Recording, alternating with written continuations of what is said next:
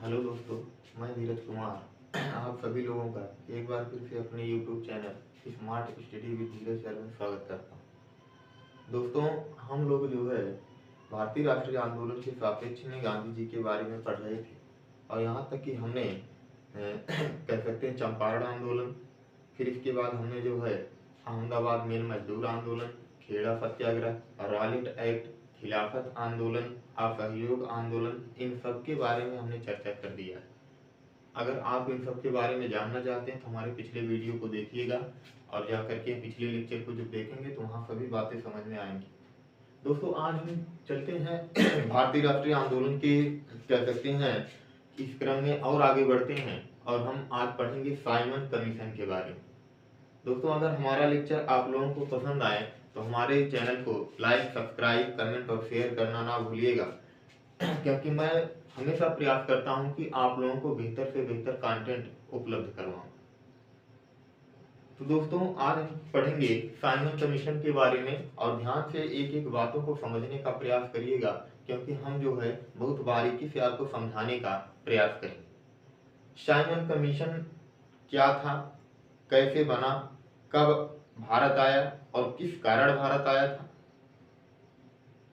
और क्यों इसका विरोध हुआ भारत में, कौन कौन इसके समर्थन करता थे और इसको भारतवासियों ने और क्या कहा, क्या क्या इसके कह सकते हैं सापेक्ष में, इसके विरोध में ध्यान दीजिए नारा दिया गया।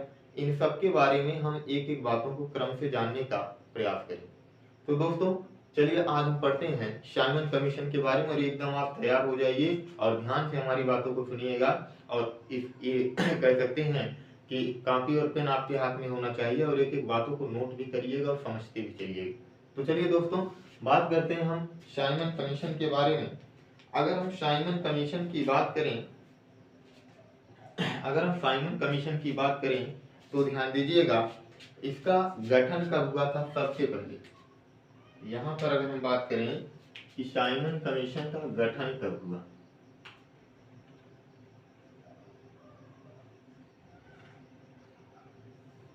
साइमन कमीशन का गठन कब हुआ इसके बारे में देखेंगे। और फिर देखिएगा अगर हम बात करें तो इसमें सदस्य कितने थे और ध्यान दीजिएगा ये क्या था, साइमन कमीशन क्या था, इसको भी देखेंगे। तो चलिए इन तीनों के बारे में हम लोग एक बार पहले समझते हैं। गठन की बात करें साइमन कमीशन के तो इसका गठन हुआ था 8 नवंबर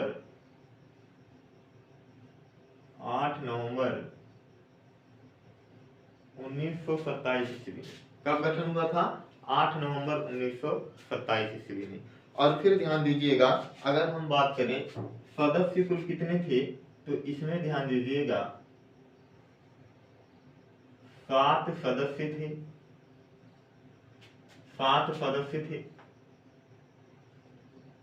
और इसके सापेक्ष में एक और बात, कोई भी भारतीय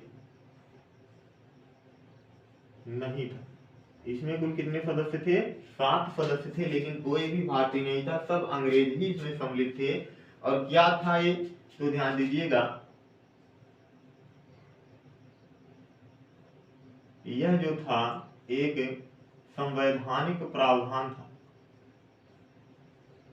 संवैधानिक प्रावधान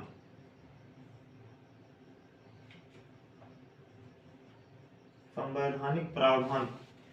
साइमन कमीशन का मेन उद्देश्य क्या था? ये भारत क्यों आया था? तो ध्यान दीजिएगा भारत किस लिए आया था सबसे पहले हम बता दें इसका उद्देश्य क्या था। साइमन कमीशन का उद्देश्य क्या था, भारत क्यों आया था ये? तो इसका उद्देश्य दोस्तों था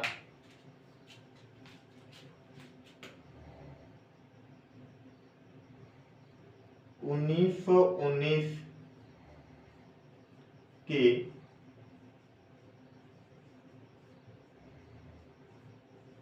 अधिनियम की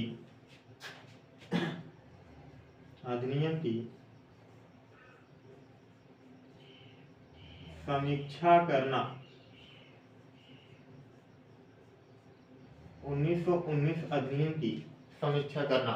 1919 का एक अधिनियम बनाया गया था, नियम कानून बनाया गया था, संवैधानिक नियम कानून था। अब इसमें क्या था, पहले 1919 के अधिनियम को समझते। देखिए इसमें क्या किया गया, जो सदन था जहां पर कह सकते हैं निर्वाचित सदस्य जाकर के बैठते थे और किसी भी मामले की क्या करते थे, सुनवाई करते थे और नियम कानून बनाते थे।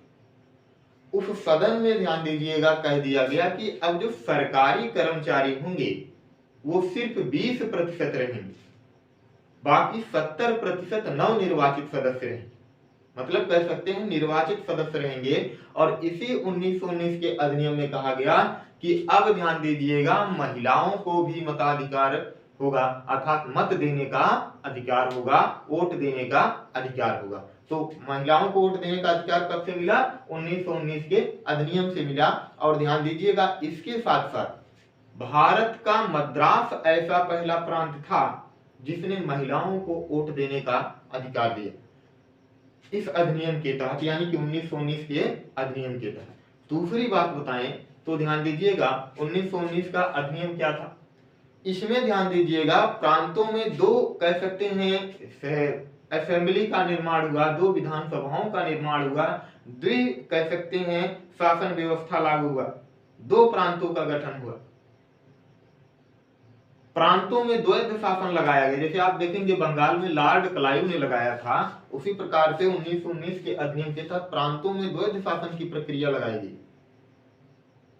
तो इन सब बातों की ध्यान दीजिएगा समीक्षा करने के लिए साइमन कमीशन जो आया था कि ये जो बातें बनाई गई है क्या देश के हित में सही है कि नहीं है, इन्हीं सब के बारे में ध्यान दीजिएगा समीक्षा करने के लिए, जांच पड़ताल करने के लिए साइमन कमीशन जो है भारत आया था। तो हमने इतनी बात समझ लिया। गठन कब हुआ, 8 नवंबर 1927। सदस्य कितने थे, 7 सदस्य थे। क्या था ये, तो एक संवैधानिक प्रावधान था। इसका उद्देश्य क्या था आने का, तो 1919 के अधिनियम की समीक्षा करना।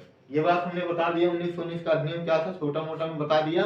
और ध्यान दीजिएगा अधिक जानकारी अगर इसे प्राप्त करना चाहते हैं तो एक दिन में 1919 के अधिनियम क्या लगभग जितने अधिनियम है उन पर एक लेक्चर दूंगा, आप वहां पर देख करके अच्छे से समझ पाएंगे। चलिए दोस्तों फिर आगे बात करते हैं। यहां नोट करके एक बात बता दें,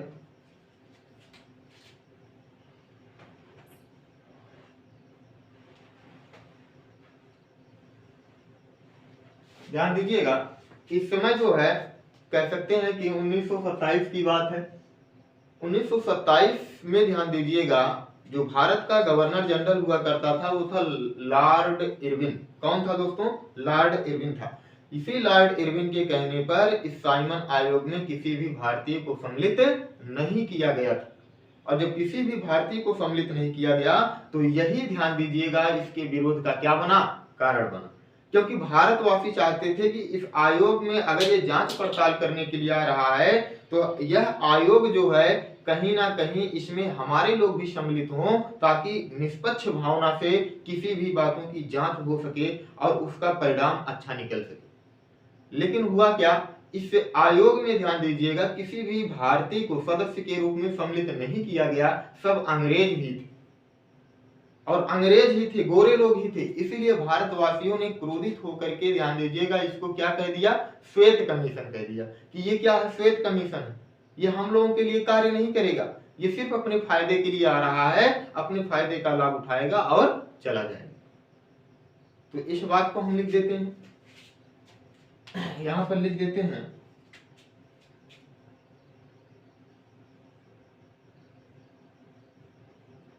तत्कालीन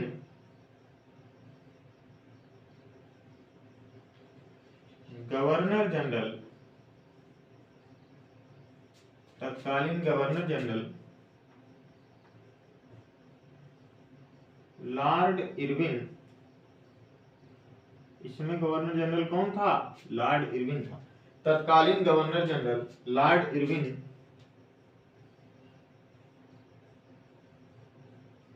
के कहने पर इसमें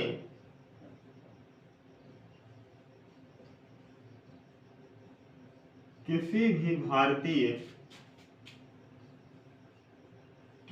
भारतीय को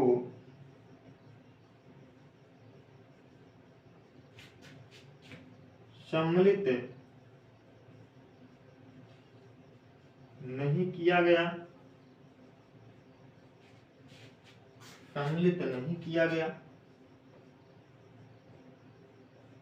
दोस्तों आप लोगों की शिकायत आ रही थी कि सर थोड़ा बड़ा लिखा करिए, तो ये अक्षर दिखाई स्पष्ट नहीं देता, इसलिए हमने आज थोड़ा बड़ा लिखने का प्रयास किया है। और जैसा भी रहेगा कि हमने सही लिखा या स्पष्ट दिख रहा है नहीं, ये कमेंट बॉक्स में जरूर लिखिएगा। और हमारा लेक्चर अगर आपको पसंद आता है तो ज़्यादा से ज़्यादा शेयर करने का प्रयास करिएगा, और ताकि ज़्यादा से ज़्यादा हमारे चैनल को सब्सक्राइब कर सकें और हमारे पढ़ाए गए सभी ध्यान दीजिएगा वीडियो का लाभ उठा सकें।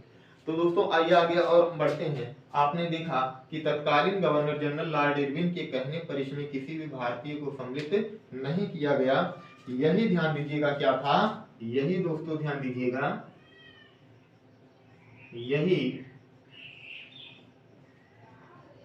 विरोध का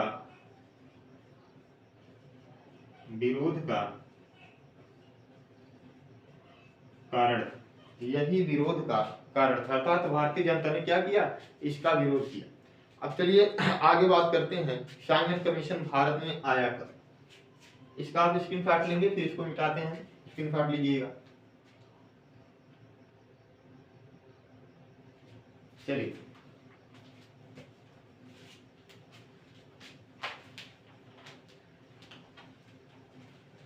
इसको मिटाते हैं और आगे फिर देखते हैं कि बातों को समझते चलिएगा, ताकि अच्छे से बात समझ में आ जाए। अब बात करते हैं हम लोग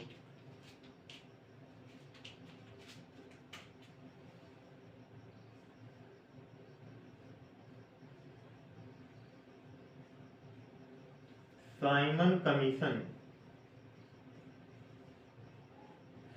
कमीशन का भारत में आगमन, साइमन कमीशन का भारत में आगमन। साइमन कमीशन भारत में कब आया, इसके बारे में देखेंगे तो ध्यान दीजिएगा। समय है जो आपका समय है, साइमन कमीशन जो भारत में आया था उसका समय है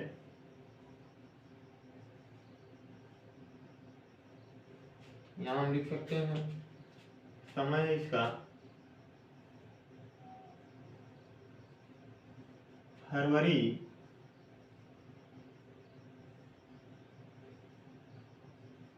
से मार्च तक। साइमन कमीशन फरवरी में आया, मार्च तक रहा, और आया कब था तो 1928 ईस्वी। कब आया था, 1928 ईस्वी। तो साइमन कमीशन भारत कब आया, 1928 में। बना कब था, 1927 में। यह बात आपको अच्छे से समझ में आ गई होगी। चलिए और आगे बात करते हैं हम लोग। देखिएगा होता क्या है कि ये ध्यान दीजिएगा, आया था 1928 में, और साइमन कमीशन का हर जगह क्या होने लगा, विरोध होने लगा।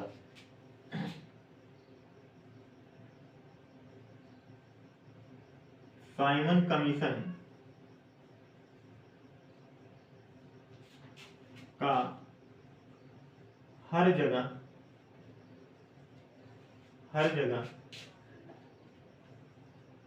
विरोध हुआ। और जब विरोध हुआ तो होता क्या है कि ध्यान दीजिएगा, यहां लिख सकते हैं, इसके विरोध में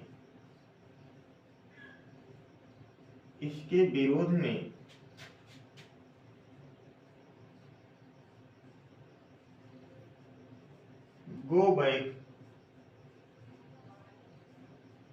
बैक साइमन के नारे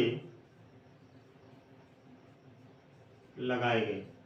ध्यान दीजिएगा, भारतीय लोगों ने इसका विरोध करना प्रारंभ किया, और विरोध के सापेक्ष में ध्यान दीजिएगा इन्होंने क्या कहा कि गो बैक साइमन, साइमन वापस जाओ, साइमन वापस जाओ, यही नारे लगाए जा रहे थे।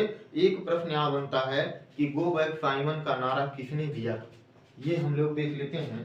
गो बैक साइमन का नारा किसने दिया, तो यहाँ हम लोग बता दें आपको, गो बैक साइमन का नारा किसने दिया था। तो देखिएगा, गो बैक साइमन का नारा, और एक चीज देखते हैं, एक क्योंकि वही व्यक्ति जो है एक और नारा दिया था,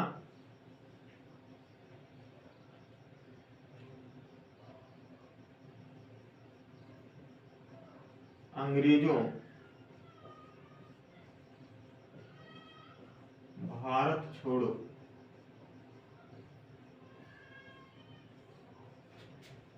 ये दोनों नारा ध्यान दीजिएगा, अंग्रेजों भारत छोड़ो, और समझेंगे यहाँ पर या भारत छोड़ो आंदोलन का नारा कह सकते हैं इसको, या अंग्रेजों भारत छोड़ो, ये दोनों ध्यान दीजिएगा जो नारा दिया गया था,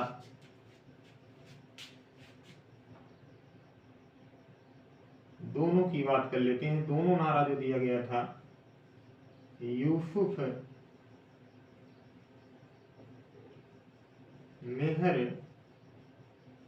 अली, यूसुफ मेहर अली के द्वारा ध्यान दीजिएगा यह नारा दिया गया था। कौन सा, तो आप जानते रहेंगे, अंग्रेजों भारत छोड़ो। अब समझेंगे साइमन कमीशन भारत कितनी बार आया था, तो इसको भी बता दें, साइमन कमीशन भारत 2 बार आया था। तो यहां हम लिखते हैं Simon commission, Simon commission Bharat 2 बार आया था, भारत 2 बार आया था। ठीक, और कब कब आया है, तो ध्यान दीजिएगा, एक बार आया था फरवरी से मार्च, और एक बार आया था अक्टूबर से जनवरी तक। अक्टूबर से ध्यान दीजिएगा जनवरी तक आया था, तो इस बात को हम लिख देते हैं, इसके सापेक्ष में 2 बार आया। पहली बार जो है आया तो फरवरी से ध्यान दीजिएगा, फरवरी 1928 से मार्च 1928 तक रहा। फिर दूसरी बात करें, दूसरी बार आया तो अक्टूबर में आया था, अक्टूबर 1928 से जनवरी 1929 तक रहा, इसके बाद फिर चला गया। ठीक, तो साइमन कमीशन कितनी बार भारत आया था, तो 2 बार भारत आया था, यह बात हमने आप लोगों को बता दिया। ठीक, पूछा जाता है किसने साइमन कमीशन को श्वेत कमीशन कहा था, किसने साइमन कमीशन को श्वेत कमीशन कहा था, तो यहाँ मैं नोट करके लिख दे रहा हूं, यहाँ नोट करके मैं लिख दे रहा हूं, कांग्रेस ने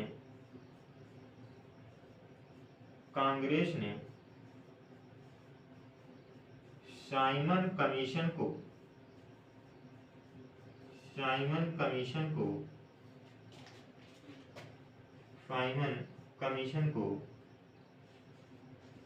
श्वेत कमीशन कहा,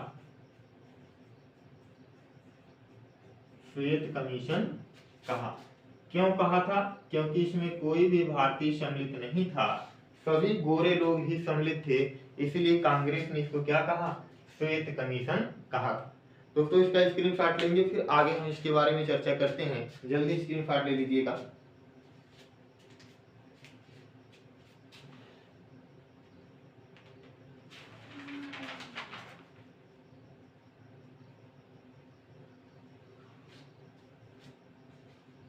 चलिए दोस्तों आगे देखते हैं फिर हम लोग।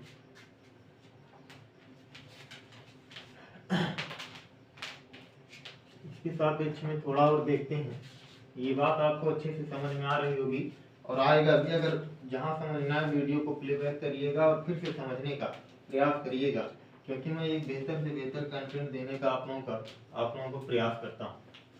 चलिए आगे फिर अगर हम चर्चा करें तो ध्यान दीजिएगा, होता क्या है कि साइमन कमीशन का बहिष्कार कैसे होता है इसको देखते हैं। हम लोग एक हेडिंग बनाते हैं, हेडिंग एक बनाते हैं, साइमन कमीशन, या इसी को क्या कहा गया, श्वेत कमीशन, क्योंकि इसमें कोई भी भारतीय सम्मिलित नहीं था। श्वेत कमीशन कहा गया, श्वेत कमीशन का बहिष्कार, साइमन कमीशन या श्वेत कमीशन का बहिष्कार। अब देखिएगा साइमन कमीशन या श्वेत कमीशन के बहिष्कार की बात करें तो समझेंगे कि बहिष्कार कैसे हुआ। सबसे पहले देखिए क्या हुआ, 11 दिसंबर 1927 को इलाहाबाद अधिवेशन में, ध्यान दीजिएगा, ठीक, इसका निर्णय लिया गया कि हम लोग क्या करेंगे, साइमन कमीशन या श्वेत कमीशन का क्या करेंगे, बहिष्कार करेंगे। फिर से सुनेंगे, 11 दिसंबर 1927 को कांग्रेस के इलाहाबाद अधिवेशन में, ध्यान दीजिएगा, इसका निर्णय लिया गया विरोध करने का। 3 फरवरी 1928 को साइमन कमीशन भारत पहुंचा था। कब पहुंचा था, तो 3 फरवरी 1928 को साइमन कमीशन भारत में मुंबई पहुंचा था। और जब पहुंचा तो ध्यान देंगे, विरोध में भारतीयों ने, साइमन कमीशन के विरोध में भारतीयों ने काले झंडे दिखाए। और समझिएगा इसके बाद क्या किया था, गो बैक साइमन का नारा लगाए थे। और होता क्या है कि ध्यान दीजिएगा, गो बैक साइमन का नारा लगाए थे, इसी में ध्यान दीजिएगा हुआ क्या कि लाहौर में, ध्यान दीजिएगा, साइमन कमीशन का विरोध कर रहे थे लाला लाजपत राय, जिनको ध्यान दीजिएगा लाठीचार्ज में क्या हुई थी, जिनकी मृत्यु हो गई थी। तो चलिए बात कर लेते हैं थोड़ा सा यहाँ पर।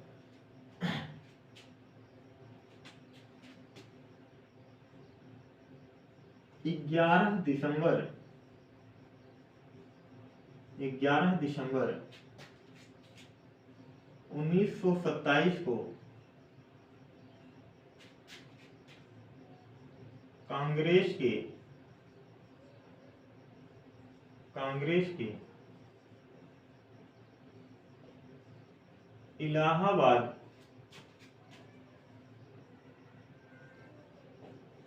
अधिवेशन में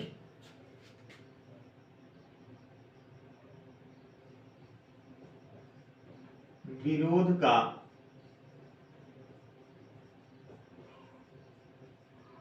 निर्णय लिया गया। दूसरी बात यहाँ पर 3 फरवरी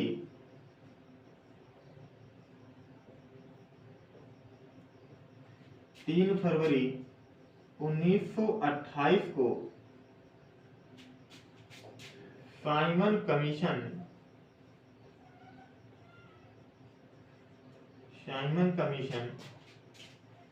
भारत में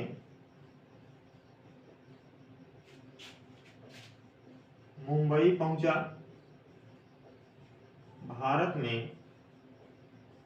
पहुंचा, और फिर ध्यान दीजिएगा, जब भारत में मुंबई पहुंचा तब क्या हुआ, भारत में मुंबई पहुंचा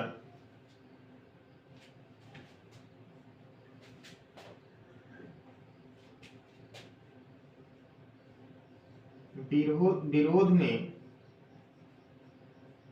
भारतवासियों ने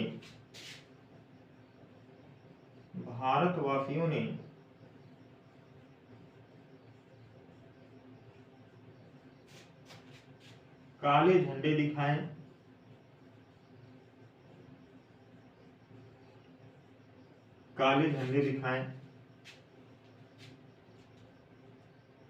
विरोध में भारतवासियों ने काले झंडे दिखाए तथा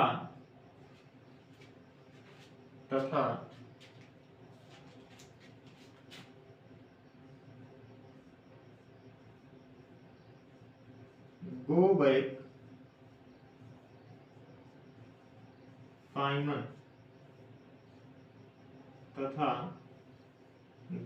साइमन के नारे लगाए, गो बैक साइमन के नारे लगाए। तो ध्यान दीजिएगा, विरोध में भारतवासियों ने काले झंडे दिखाए तथा गो बैक साइमन के नारे लगाए। यहीं पर ध्यान दीजिएगा, होता है एक घटना होती है, नोट करके यहाँ मैं बता दे रहा हूँ, समझेंगे। लाहौर में ध्यान दीजिएगा साइमन कमीशन का विरोध कर रहे थे। कौन कर रहे थे? लाहौर में ध्यान दीजिएगा लाला लाजपत राय। और वहां पर ध्यान दीजिएगा पुलिस का जो अधीक्षक था, पुलिस अधीक्षक था जिसका नाम था sir John Saunders.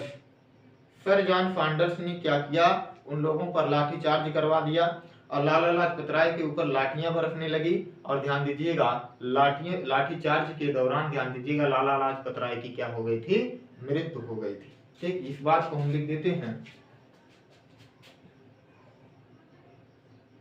Lala Lajpat Rai, Lala Lajpat Rai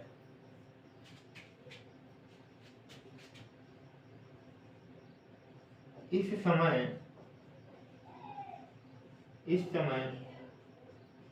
Lahore में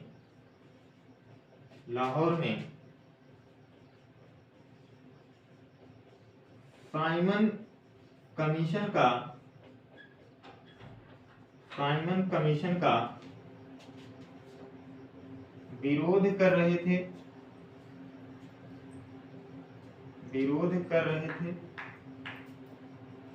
साइमन कमीशन का विरोध कर रहे थे।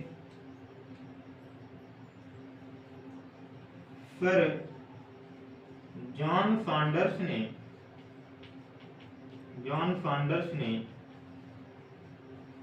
इनके ऊपर लाठीचार्ज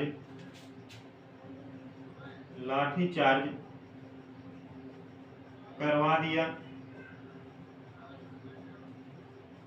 जिसके कारण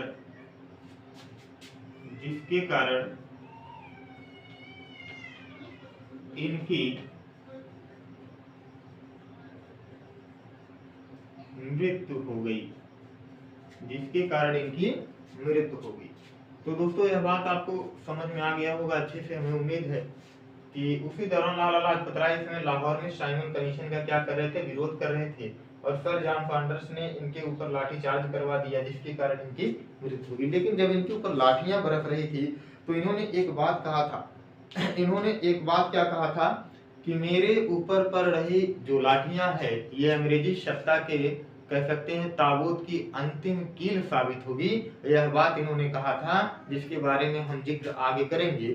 फिर से सुनिएगा, इन्होंने क्या कहा था जब इनके ऊपर लाठियां बरस रही थी कि मेरे ऊपर बरस रही जो लाठियां है यह अंग्रेजी सत्ता के ताबूत की अंतिम कील साबित होगी, यह बात इन्होंने कहा था। और ध्यान दीजिएगा हुआ क्या, यहाँ पर साइमन कमीशन के कारण ध्यान दीजिएगा 1930 में अपनी रिपोर्ट प्रस्तुत करता है साइमन कमीशन, जिसमें ध्यान दीजिएगा लंदन में गोलमेज सम्मेलन होने वाला था, उसी बात को ध्यान दीजिएगा जिक्र करता। ठीक, तो इसके बारे में एक लाइन और हम लिख देते हैं यहाँ नोट करके, और उसके बाद इसको समाप्त करते हैं।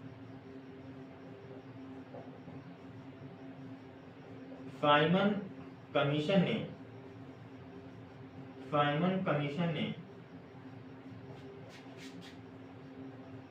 अपनी रिपोर्ट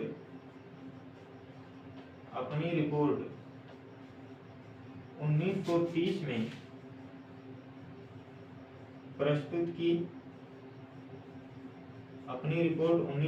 में प्रस्तुत की, जिसमें लंदन में होने वाले गोलमेज सम्मेलन, जिसमें लंदन में होने वाले ध्यान दीजिएगा गोलमेज सम्मेलन के बारे में बताया गया।